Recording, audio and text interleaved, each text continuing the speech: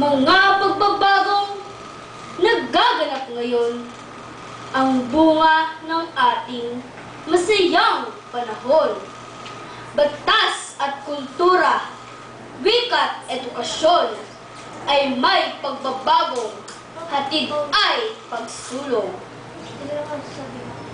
Sa bawat pagsulong ay kasangkot ako bilang kabataang masigla't aktibo. Tanging puhunan ko'y lakas at talino. Ang gamit kong wika'y wikang Filipino.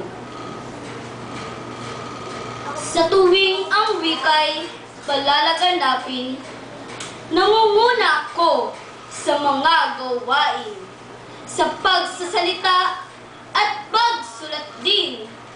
Wikang Filipino'y may puwang sa akin. Wikang Filipino'y sinlawak ng gubat, sintayog ng bundok, sinlalim ng dagat.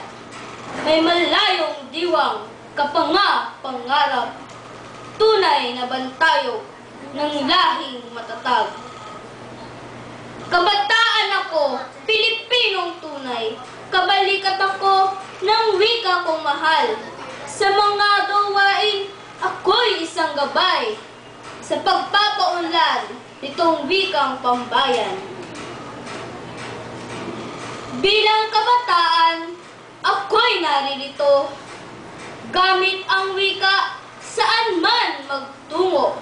Paggamit ng wikang tatak Pilipino, isabay sa landas ng nasyonalismo, ang wika ng kabataan.